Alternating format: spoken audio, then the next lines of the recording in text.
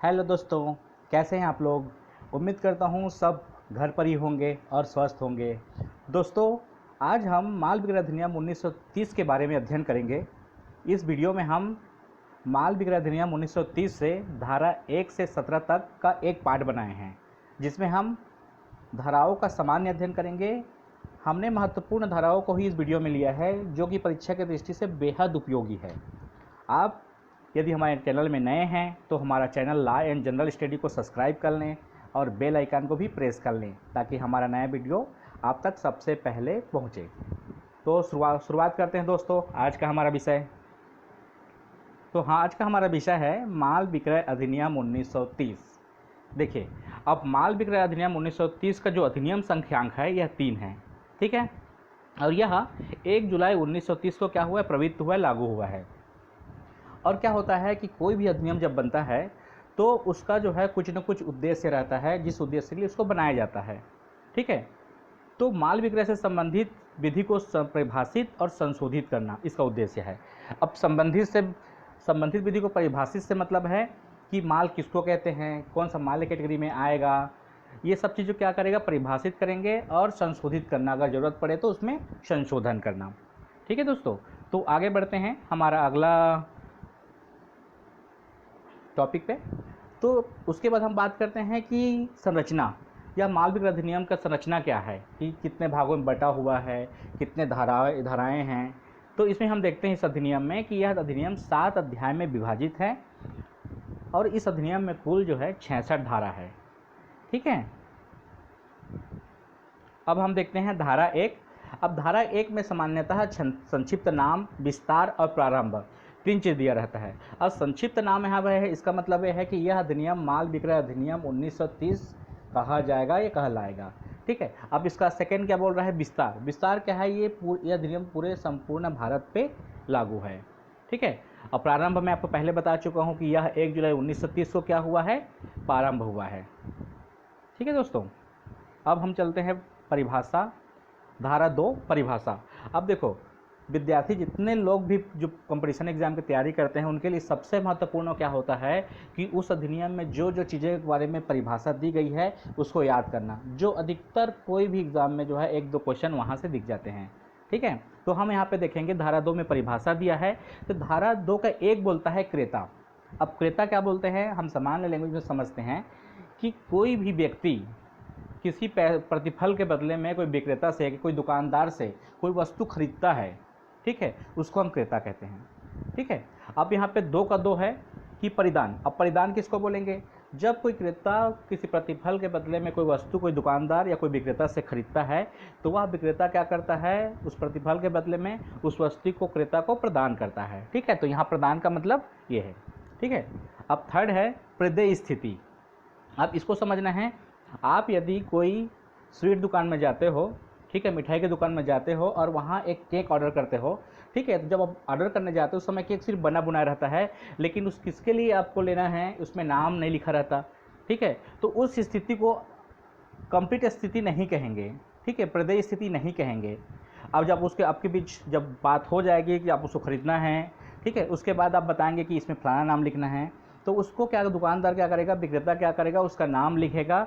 उसके बाद वो किस स्थिति में आएगी, प्रदेय स्थिति में, देने की स्थिति में आएगी, ठीक है। अब हम चौथा देखते हैं, माल पर हक का दस्तावेज, ठीक है। अब यहाँ पे एक सिंपल सी बात समझ लो, यदि आपको एक बाइक खरीदना है, आप शोरूम पे गए, ठीक है, आपने बाइक खरीदा और उसके बदले में आप उसको वहाँ से आपको जो भी डॉक्यूमेंट्स आपको देना है ना, उसको क्या बोलते हैं, उस माल का हक दस्तावेज कहते हैं, ठीक है। अब कसूर। कसूर का मतलब है कि सदोष कार्य या व्यक्तिक्रम से अभिप्रेत है। 6 है भावी माल। देखिए, ये धारा 2 का जो 6वां नंबर है, इसको बहुत बार क्वेश्चन में पूछते हैं कि भावी माल है क्या। देखो, अब यहाँ पे हम समझते हैं कि भावी माल हम उस चीज़ को कहेंगे यदि कोई व्यक्ति, कोई क्रेता, कोई दुकानदार के पास जाता है, कोई सामान खरीदने की बात करता है और वह सामान वर्तमान स्थिति में उसके पास नहीं होता है, तो क्रेता क्या करता है, उसके बदले में कुछ राशि जमा करवा देता है, ठीक है, और एक निश्चित टाइम देता है कि मुझे इस समय तक वो चाहिए, ठीक है। तो जो सामान जो है कुछ घटना या कुछ समय के बाद दिया जाता है उसको बोलते हैं भावी माल, जो भविष्य में दिया जाता है, ठीक है। अब हम देखते हैं 7वां माल। अब माल किसको कहेंगे? ठीक है, तो माल जो है कोई भी प्रकार का जंगम संपत्ति माल होता है। ठीक है, यहाँ पे आपको सिर्फ दो चीज़ को छोड़ के, एक तो अनयोज्य दावा और दूसरा धन, दो चीज़ को छोड़ के जितनी भी जो चल संपत्ति होती है वो क्या होती है? माल होती है। ठीक है, हमारा आठवां है दिवालिया। अब दिवालिया से आप लोग समझ ही गए होंगे कि वह व्यक्ति जो किसी ऋण को चुका ना पाए या चुकाता नहीं है, उस व्यक्ति को क्या घोषित करते हैं? दिवालिया घोषित कर देते हैं। ठीक है दोस्तों, अब 9 बोलता है वाणिज्यिक अभिकर्ता। अब वाणिज्यिक अभिकर्ता को समझना है। तो वाणिज्यिक अभिकर्ता क्या होता है कि कोई भी कंपनी जो है किसी अभिकर्ता को, किसी एजेंट को कोई कार्य करने के लिए क्या करता है? नियुक्त करता है, उसको वाणिज्यिक अभिकर्ता कहते हैं। अब 10 है कीमत। तो कीमत तो पता है कि हर एक वस्तु की क्या होती है? मूल्य होती है, कीमत होती है। ठीक है, हम उस वस्तु के बदले में क्या करते हैं? उतने कीमत चुकाते हैं। ठीक है, अब 11 संपत्ति। तो संपत्ति भी सेम है कि संपत्ति हम किसी मूल्य के बदले में कोई संपत्ति लेते हैं, वो संपत्ति है। 12 है माल की क्वालिटी। अब माल की क्वालिटी ये है कि अभी आप क्रेता हो, कोई दुकानदार के पास जाते हो, आपको किस टाइप से माल खरीदना है, कैसे क्वालिटी का लेना है, वो वहाँ जाके आप देखते हो, वो क्या है? माल की क्वालिटी है। ठीक है, अब 13 है, 13 बोलता है विक्रेता के बारे में। विक्रेता किसको बोलेंगे? तो विक्रेता वह व्यक्ति है जो किसी वस्तु को किसी मूल्य के बदले में क्या करता है? क्रेता को स्वामित्व अंतरित करता है। ठीक है दोस्तों, अब 14 है इसका विनिर्दिष्ट माल। विनिर्दिष्ट माल का मतलब यह है कि पर्टिकुलर किस सामान को बेचना है, ये चिन्हित किया जा चुका है या चयन हो गया है ना, ये इसको बोलते हैं विनिर्दिष्ट माल। चलो आगे बढ़ते हैं। हमारा धारा 4। अब धारा 4 बताती है कि विक्रय और विक्रय का करार। अब आपको समझना है कि विक्रय क्या है। तो यहाँ पे विक्रय क्या है कि जब कोई क्रेता किसी दुकानदार के पास या कोई विक्रेता के पास कोई वस्तु खरीदने जाता है, ठीक है, और कोई वस्तु को पसंद करने के उपरांत उसकी जितनी भी राशि होती है, उसकी जितनी भी मूल्य होती है, उस मूल्य को चुकाता है, उसके एवज में जो विक्रेता हुआ है वो सामान को क्या करता है? क्रेता को परिधान कर देता है, जो तत्काल होता है। ठीक है, तो ये क्या है? विक्रय है आपका। अब विक्रय करार क्या है? तो विक्रय करार में क्या है? कोई भी क्रेता दुकानदार के पास गया या विक्रेता के पास गया, तो वहाँ पे जो है तत्काल वो सामान को क्या करता है? उसको अब नहीं देता या उसके पास नहीं रहता। उनकी भी सिर्फ करार होती है कि मैं इसको खरीद ले रहा हूँ, और दुकानदार बोलता है कि इसको मैं इतने दिनों बाद आपको दे दूंगा। तो उनके बीच जो करार हुआ रहता है उसको बोलते हैं विक्रय का करार। ठीक है दोस्तों, अब अगला है विक्रय की इसमें क्या का मेन चीज़ होता है कि विक्रय की जो संविदा होती है वो आत्यांतिक होती है और सशर्त होती है। एक निश्चित होती है और सशर्त होती है। सशर्त का मतलब ये है कि मान लो कोई गाड़ी, आप एक बाइक खरीदने गए हो, तो बाइक का जो कंडीशंस हैं कि 50 सारी गाड़ी है, ठीक है, ये आपका 100 स्वरूप मूल्य हो जाता है, लेकिन उसमें और कुछ चीज़ें होती है, रोड टैक्स होता है, ये आपका इंश्योरेंस होता है, ये सारा चीज़ क्या होता है? जुड़ती ही ऐसे सशर्त हो, उसी को हम सशर्त बोलते हैं कि पूरा सशर्त ही वो बिक्री होगी। आप ये नहीं कह सकते कि 100 स्वरूप के माल का मूल्य आप ले लो और गाड़ी मुझे दे दो, नहीं। ठीक है, अब नेक्स्ट है संपत्ति का विक्रय संविदा के आधार पर होगा। मतलब कोई भी संपत्ति की खरीदी बिक्री होगी क्रेता और विक्रेता के बीच में, उनके बीच जो भी संविदा हुआ रहेगा उस संविदा के आधार पर ही क्या होगा? खरीदी बिक्री होगी। ठीक है, हमारा इसी में अगला है कि जो विक्रय है, तो विक्रय के जो आवश्यक तत्व क्या क्या होंगे? ठीक है, कैसे विक्रय कंप्लीट होगा? तो सबसे पहले इसमें है कि दो पक्षकार होगा, दो व्यक्ति होंगे। एक क्रेता होगा जो सामान लेगा, एक विक्रेता होगा जो सामान क्या करेगा? बिक्री करेगा। दूसरा है माल होगा। भाई कोई क्रेता विक्रेता होगा तो क्या किस बारे में बात करेंगे? कोई माल के बारे में बात करेंगे। ठीक है, तो माल होगा, और जो माल होगा वो चल संपत्ति होनी चाहिए। ठीक है, मूवेबल प्रॉपर्टी होनी चाहिए। और उसके बाद उस माल का क्या होना चाहिए? एक मूल्य होगा, तो उस मूल्य के लिए प्रतिफल होना जरूरी है। इसका चौथा है स्वामित्व के अंतरण।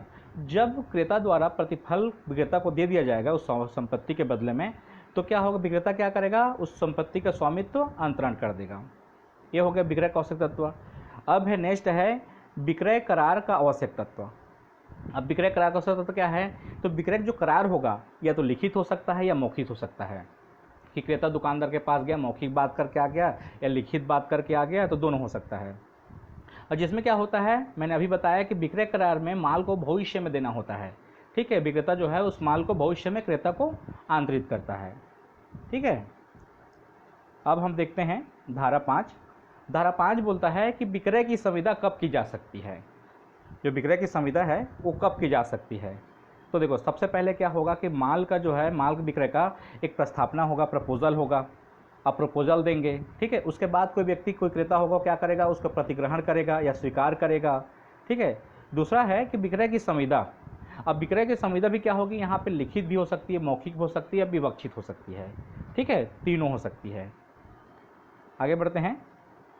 हमारा धारा 6, धारा 6 बोलता है वर्तमान या भावी माल। यहाँ पे समझ में आ गया होगा कि वर्तमान मतलब तत्काल जो करंट का टाइम है, और भावी मतलब जो फ्यूचर का टाइम है, जो भविष्य का टाइम है। तो यहाँ पे क्या होगा, यहाँ भावी माल विक्रय की संविदा का विषय होगा, ठीक है। मतलब जिस भी चीज़ों की खरीदी बिक्री की बात होगी, जो भी माल की बात होगी, वो क्या होगा, उस संविदा का विषय होना चाहिए, ठीक है। नेक्स्ट है विक्रेता द्वारा उस माल को भविष्य में देने का करार किया हो, जिसका प्रदान तुरंत ना हो, ठीक है। अब भावी माल यही होगा कि जिसका प्रदान तुरंत ना किया जाके उसको भविष्य में या कोई तारीख को या कुछ महीने में उसको क्या करेगा, विक्रेता जो है क्रेता को आंतरित करेगा, ठीक है। आगे बढ़ते हैं। धारा 7, धारा 7 बोलती है संविदा किए जाने के पूर्व माल का नष्ट होना।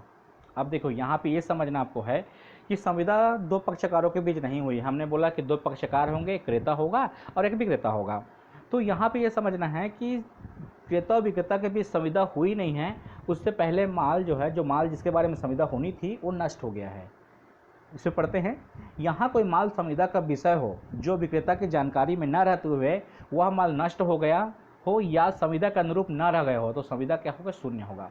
अब देखो क्रेता और विक्रेता के बीच संविदा हुई किसी माल को लेकर, ठीक है, लेकिन विक्रेता को मालूम ही नहीं है कि वो जो संविदा जो माल है वो क्या हुआ है, नष्ट हो गया है। तो उस कंडीशन में जो है उनके बीच की जो संविदा हुई रहेगी वो क्या हो जाएगा, शून्य हो जाएगा, ठीक है दोस्तों। आगे बढ़ते हैं। हमारा धारा 8। अब देखते हैं धारा 8 क्या बोलती है। विक्रय के पूर्व किंतु विक्रय करने के करार के पश्चात माल का नष्ट होना। आप ये आपको समझ में, मैं आपको पहले बताया हूँ, विक्रय में समझाया हूँ। विक्रय में क्या होता है, जब कोई क्रेता दुकानदार के पास पहुँचता है या विक्रेता के पास पहुँचता है, कोई वस्तु पसंद करता है, उस वस्तु को मूल्य का क्या करेगा, वो उसको देता है विक्रेता को, और विक्रेता उस मूल्य के बदले में उस वस्तु को क्रेता को परिधान कर देता है, तब ये क्या हो जाता है, विक्रय पूर्ण हो जाता है, ठीक है। लेकिन यहाँ पे क्या बोल रहा है, किंतु विक्रय करने करार के पश्चात। अब उनके बीच विक्रय की संविदा हो गई है, ठीक है, लेकिन जो है जो संपत्ति है उसको क्या किया है, उसको दिया नहीं है, ठीक है, उनके बीच करार नहीं हुआ है, ठीक है, विक्रय हो गया है, ठीक है, मैं लूँगा ऐसा ऐसा है, लेकिन उनके बीच करार नहीं हुआ है। उस कंडीशन में अगर माल नष्ट हो जाता है और उसकी जानकारी ना तो क्रेता को है और ना ही विक्रेता को है, तो उस कंडीशन में क्या हो जाएगा, यह संविदा भी शून्य हो जाएगी। क्लियर। ये फिर पढ़ देता हूँ। यदि माल क्रेता के पास न हो और विक्रेता का भी कोई गलती न हो और माल का नष्ट हो जाना या संविदा का अनुरूप न रह जाना संविदा को क्या करती है, शून्य बनाती है, ठीक है दोस्तों। आगे बढ़ते हैं। हमारा अगला धारा 9। धारा 9 बोलती है कीमत अभिनिश्चित करना। अभिनिश्चित मतलब तय करना, कितने की है, क्या है, डिसाइड करना, ठीक है। तो यहाँ बोलता है जहाँ माल की कीमत निर्धारित नहीं है तो वहाँ रीति लागू होगा जिसके आधार पर कीमत रखी जाएगी। अब यहाँ पर आपको ये समझना है, अगर किसी भी वस्तु का मूल्य निर्धारित नहीं है, ठीक है, तो उस कंडीशन में उसका मूल्य निर्धारण कैसे होगा, तो उसका मूल्य निर्धारण वहाँ जो रीति चल रही है, वहाँ आसपास जो नियम होगा कि वो सामान कितने की बिकती, उसके आधार पर क्या होगा, उसकी कीमत रखी जाएगी, ठीक है। आगे बढ़ते हैं। हमारा नेक्स्ट धारा 10 बोलता है मूल्यांकन पर विक्रय का करार। अब मूल्यांकन और विक्रय करार, तो मूल्यांकन कैसे, वैल्यूएशन कैसे होगा, ठीक है। तो वैल्यूएशन हमेशा कोई करता है, कोई थर्ड व्यक्ति करता है, ठीक है, कोई अन्य व्यक्ति करता है, कोई पर व्यक्ति करता है, ठीक है।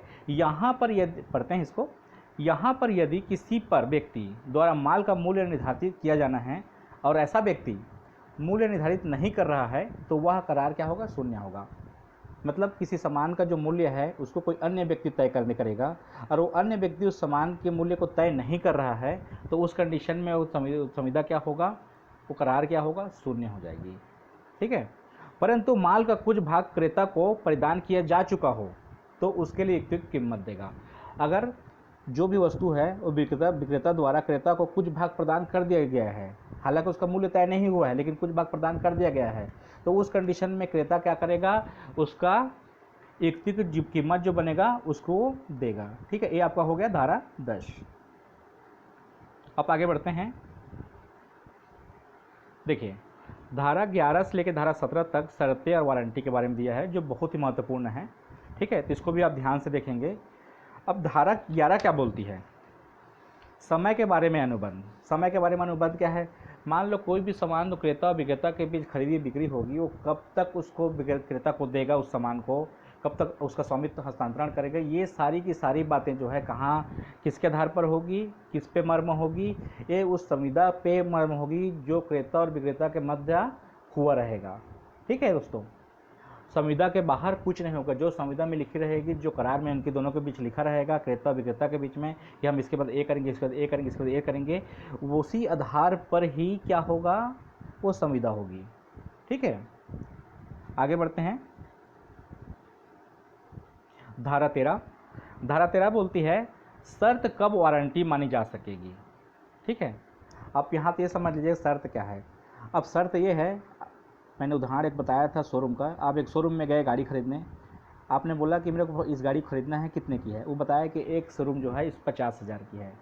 ठीक है, लेकिन उसमें शर्त बताया कि आपको 5 साल के उसका इंश्योरेंस लेना पड़ेगा, इसको RTO है ना, ये सारा चीज़ लेना पड़ेगा। तो ये क्या है, उसका शर्त हो गया। ठीक है, और उस शर्त को यदि आप दुकान जो लेने गए हैं वो मान लेता है, तो जो शोरूम वाला होगा या जो विक्रेता होगा उसके बदले में क्या करेगा, उसको वारंटी देगा। ठीक है, तो यहाँ पे हम समझ रहे हैं, पढ़ते हैं पहले। यह विक्रय की संविदा शर्त के अधीन है। ठीक है, मतलब जो भी क्रेता विक्रेता के बीच जो भी विक्रय होगा वो किसके आधार पर होगा, किसके अधीन होगा? शर्त संविदा के आधार पर होगा। ठीक है, जिसको विक्रेता द्वारा पूरा करना है वहाँ पर क्रेता उस शर्त का अभित्याजन कर सकेगा। देखो, अगर कोई विक्रेता जो है आपको कुछ सामान देना है उसको, और वह उसको पूरा नहीं कर रहा है, उसके शर्तों को पूरा नहीं कर रहा है, तो क्रेता क्या करेगा, उस चीज़ को वो छोड़ सकता है, अभित्याजन कर सकता है। ठीक है, और उससे क्या होगा, वारंटी का भंग होगा, न कि संविदा का। जो भी वारंटी उसका रहेगा सिर्फ वही भंग होगा, संविदा इसमें कोई संविदा पे कोई इफेक्ट नहीं पड़ेगा। ठीक है दोस्तों, नेक्स्ट क्या बोल रहा है, विक्रय का संविदा विभाजनीय नहीं है और क्रेता माल का कुछ भाग प्राप्त कर लिया है, वहाँ पर क्रेता द्वारा पूरा किया जाने वाला शर्त का भंग केवल वारंटी का ही भंग है। कहने का मतलब है कि उनके बीच जो विक्रय की संविदा जो हुई थी वो विभाजनीय नहीं थी, मतलब जो भी सामान उनको देना था उसको एक साथ देना था, न कि अलग अलग पार्टीशन में। और क्रेता माल का कुछ भाग प्राप्त कर लिया है, लेकिन जो क्रेता है उसमें जो माल कुछ माल है उसमें कुछ भाग प्राप्त कर लिया है, वहाँ पर क्रेता द्वारा पूरा किया जाने वाला शर्त। अब क्रेता को क्या करेगा, माल प्राप्त कर लिया है तो बाकी जितने भी सामान खरीद लिया है, वो जितने भी माल प्राप्त किया है उसके बदले में क्या करेगा, उसको मूल्य चुकाएगा। ठीक है, तो यहाँ पे वही कह रहा है कि क्रेता द्वारा पूरा किया जाने वाला शर्त का भंग, अगर वो क्रेता जो है शर्त को क्या करता है, भंग कर देता है, वो पैसा नहीं देता है। ठीक है, तो वहाँ पे क्या होगा, वारंटी का भंग हो जाएगा। वारंटी का भंग हो जाएगा मतलब वो वारंटी नहीं देगा। फिर सिंपल सी बात है, जब कोई क्रेता जो है कोई सामान विक्रेता से खरीदता है और विक्रेता से कुछ माल का कुछ हिस्सा वो प्राप्त कर लिया है और क्रेता क्या कर रहा है, उसको उसके बदले में राशि नहीं दे रहा है, तो उस कंडीशन में वो वारंटी भी उसको नहीं मिलेगा। ठीक है, तो यहाँ पे क्या होगा, वारंटी का भंग है, न कि माल को प्रतिक्षेपित करने का और संविदा को निराकृत मानने का आधार माना जा सकेगा। ठीक है, तो कहने का मतलब यह है कि अगर राशि नहीं देगा क्रेता तो उसको जो संविदा के जो वारंटी मिलनी थी वो नहीं मिलेगी, और वो माल को वापस नहीं कर सकता और संविदा को ख़त्म नहीं कर सकता। ठीक है, सिर्फ वो संविदा भंग ही हो सकता है, सॉरी वारंटी भंग हो सकता है। आगे बढ़ते हैं। धारा 14 बोलता है हक आदि के बारे में विवक्षित परिवचन। हक, ठीक है, किसका हक है ये देखना है यहाँ पे। तो पढ़ते हैं, विक्रेता को यह अधिकार रहता है कि वह माल को किस शर्त पर बेचेगा। सीधी बात है कि जो दुकानदार होगा, जो बेचने वाला होगा, जो विक्रय करने वाला जो विक्रेता होगा, उसको यह हमेशा अधिकार रहेगा कि वो अपने माल को किस रेट में बेचेगा। ठीक है, दूसरा बोल रहा है यह विवक्षित वारंटी ही रहती है कि क्रेता को उस माल का कब्जा प्राप्त होगा और वह उसका उपयोग करेगा। यहाँ पे समझना है कि यदि कोई क्रेता कोई माल को ले खरीद लेता है, उस शर्त जो विक्रेता ने रखा है, कोई भी शर्त जो विक्रेता ने रखा है उसको मानते हुए क्रेता उस सामान को खरीद लेता है, तो उसके बदले में क्या होगा, उसको वारंटी रहती है। ठीक है, और उसके बाद जैसे वो सामान को लेगा उससे कब्जा प्राप्त कर सकता है और उसको उपयोग कर सकता है। तीसरा क्या बोल रहा है, यह माल को पर व्यक्ति के द्वारा पहुंचाया जा रहा हो तो उसका खर्च क्रेता द्वारा नहीं दिया जाएगा। अब यह है कि मान लो कोई विक्रेता के पास से क्रेता ने कुछ सामान खरीदा और वो चला गया। ठीक है, अब विक्रेता क्या करेगा, उस सामान को क्रेता के पास भेजेगा। तो जिस व्यक्ति से भेजा जा रहा है या जिस गाड़ी से भेजा जा रहा है, तो उसका जो भी चार्ज होगा उसको क्रेता नहीं देगा। ठीक है, उसको कौन देगा, उसको जो विक्रेता देगा। ठीक है, ये क्रेता और विक्रेता के पर्टिकुलर अलग अलग हक हैं।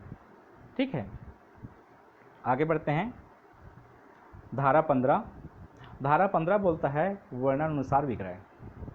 आप इससे ही आप इस टॉपिक से समझ में आ जा रहा है, इस पॉइंट से समझ में आ जा रहा है कि वर्णानुसार विक्रय मतलब वर्णन के अनुसार आप दुकानदार के पास गए या कोई किसी ऐसे व्यक्ति के पास गए जो कोई सामान बनाता है।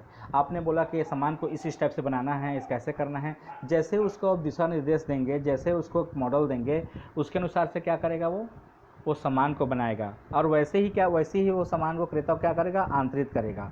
ठीक है, तो यहाँ पर माल का विक्रय वर्णन अनुरूप होना चाहिए। ठीक है, जैसा क्रेता ने वर्णन किया है उसको जैसा चाहिए वैसे ही विक्रेता क्या करेगा, वर्णानुसार बनाएगा और उसका विक्रय करेगा। अगला धारा है अपना धारा 17। धारा 17 बोलता है नमूने के अनुसार विक्रय। हमने नेक्स्ट 15 में क्या पढ़ा, पिछला पढ़ते हैं थोड़ा सा। 15 बोलता है कि वर्णन अनुसार, जैसे वर्णन किया क्रेता ने वैसे बनाया गया। अब 17 बोलता है नमूने के अनुसार विक्रय। ठीक है, पढ़ते हैं इसको। नमूने की विक्रय की संविदा में विक्रय नमूने के अनुसार होता है। सिंपल सी बात है कि भाई जैसे आप नमूना दोगे, यदि आपके पास एक मॉडल पड़ा हुआ है और उस मॉडल का आप विक्रेता के पास लेके जाते हो और बोलते हो कि मुझे इस मॉडल जैसे बना के देना है आपको। ठीक है, अब इसका नेक्स्ट है नमूने के अनुसार विक्रय के लिए संविदा की दशा में यह विवक्षित शर्त रहती है। अब जो भी नमूने के अनुसार जो विक्रय होगा या संविदा होगी उसमें क्या क्या शर्त रहता है। शर्त ये रहता है कि जो माल बनाने के लिए कहा जा रहा है वो क्या होगा, जो नमूना दिखाया गया था उसके सदृश से होगा, वैसा ही होगा। ठीक है, उससे बाहर नहीं होगा, नहीं तो फिर क्रेता उसको लेने के लिए बाध्य नहीं है। ठीक है, सेकेंड है क्रेता को माल के नमूने से मिलान का अवसर प्राप्त होगा। यदि मान लो क्रेता ने कोई नमूने दिखाया था, उसको विक्रेता को बोला था कि भाई आपको इस टाइप से सामान को बनाना है और वो सब विक्रेता ने उसको बना दिया है। जैसे बना दिया है तो उसको क्रेता को बोलेगा कि आप इसको एक मुआयना कर लो या देख लो। तो ये अवसर किसको मिलेगा, क्रेता को मिलेगा कि वो अपने नमूने के साथ जो सामान बनाया है उसको मिलान कर ले। ठीक है, अब अगला है माल किसी प्रकार की त्रुटि रहित हो। ठीक है, अब ये विवक्षित शर्त क्या रहती है कि कोई भी क्रेता चाहेगा कि जो सामान वो कहीं से खरीद रहा है या बनवा रहा है उसमें किसी प्रकार की त्रुटि ना हो, रहित हो, है ना, त्रुटि रहित हो। ठीक है, तो आज के इस पार्ट में हमारा धारा 17 तक ही हम लिए थे। ठीक है, तो हमारा ये वीडियो आपको कैसे लगा, please like share subscribe. Thank you.